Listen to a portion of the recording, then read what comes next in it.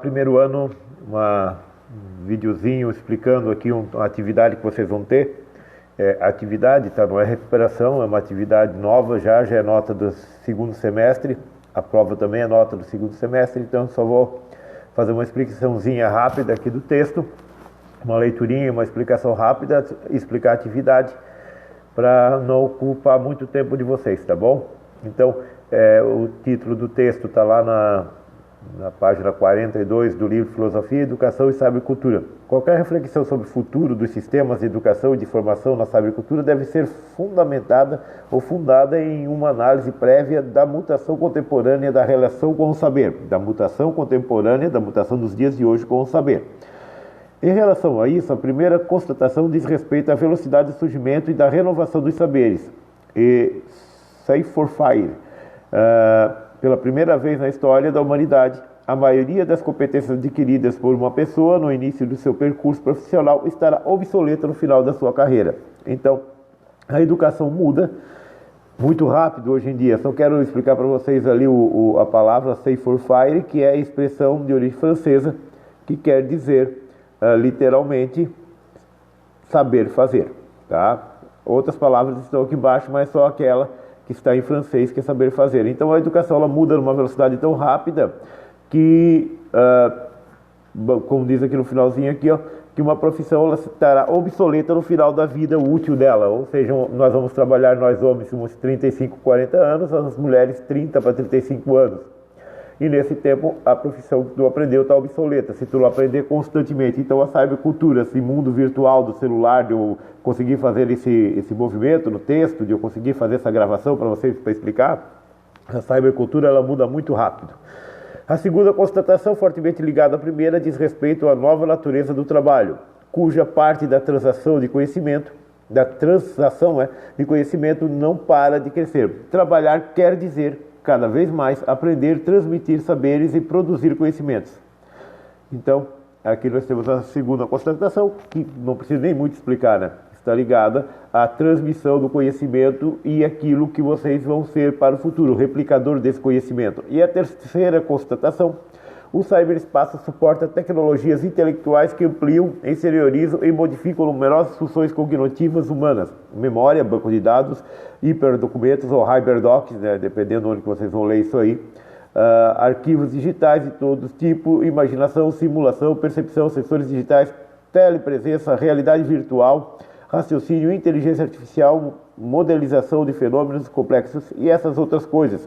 Ou seja, eu estou gravando isso, eu vou hospedar no YouTube, vocês vão pegar um banco de dados, o nosso suporte para essas aulas online está no Drive do Google, e várias outras situações, os jogos online que vocês jogam, a cyberpresença, eu não tenho cyberpresença. Se você joga e está interagindo com alguém, você está falando no microfone com alguém, você está em cyberpresença.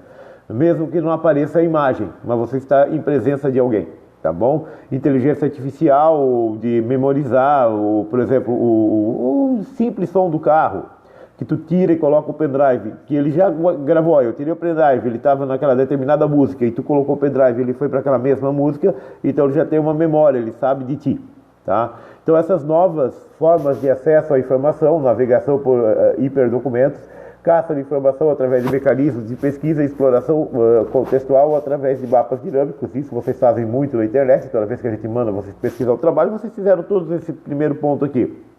O outro ponto, novos estilos de raciocínio e de conhecimento, ou seja, no passado o conhecimento ele era mais ou menos uma constante, uma interligação de um a outro. Hoje em dia o jovem ele é multiponto, vamos botar assim, ele é multidirecional, então ele não tem uma linha de raciocínio reta, ele segue mais ou menos uma linha computacional de interligar pontos e tentar aprender com aquilo ali, tá?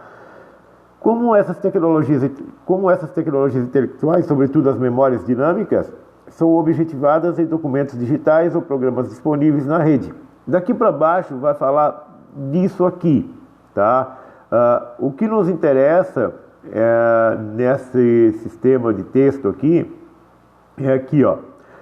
Como construir um novo conhecimento nessas épocas? Como eu, professor, vou chegar até vocês. Como o sistema de educação estadual, federal, municipal vai chegar até o jovem moderno? Como é que vai conseguir ensinar esse mundo digital e que mais ou menos nós vamos fazer parte?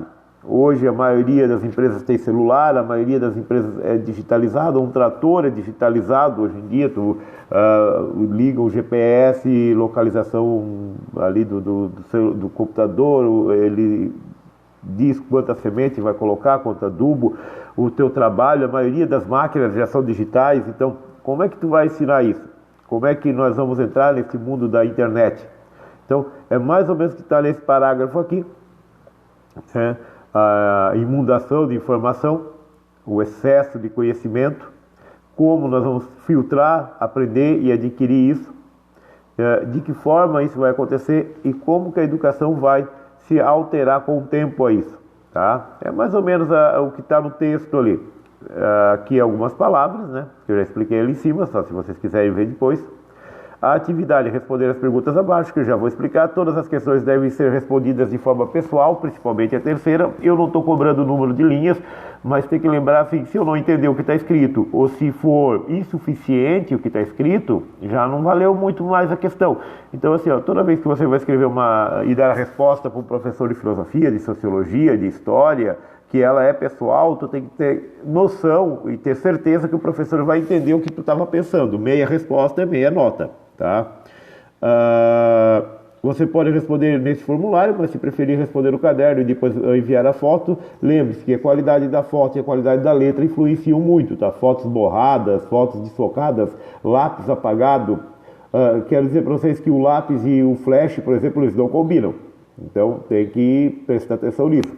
E se devolver a atividade em branco, não é nem retirada a falta e nem considerada a atividade entregue, tá? Porque eu posso considerar que vocês se enganaram, tá? Não teve um processo de malandragem nenhum, eu vou mandar, o professor vai dizer que foi dado e deu. Não entregou, não é considerada atividade feita, tá? Primeira pergunta. Volta lá para a pergunta, computador. Como o ciberespaço tem revolucionado o modo de viver e o relacionamento entre as pessoas? Esse é mais para vocês jovens do que para mim, mas eu acabei de explicar lá em cima como o ciberespaço, esse mundo virtual, modificou a educação, vai modificar e como nós temos que nos adaptar e no que isso pode ajudar vocês. Então a resposta é pessoal. 2. Em que medida as modificações produzidas pela cybercultura têm alterado o processo de educação? Eu gostaria mais que vocês me dissessem do que eu tenho conhecimento sobre isso. Por quê? Porque essa necessidade da cybercultura está mais para vocês.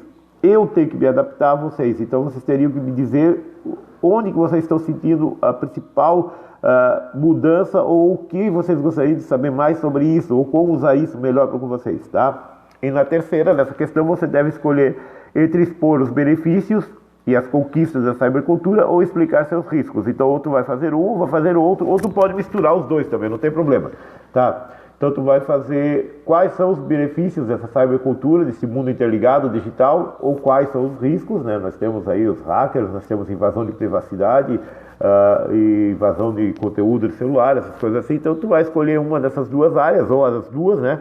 E vai escrever isso para mim, tá bom? Abraço para todo mundo, qualquer coisa, meu contato tá lá na descrição do formulário. Abraço!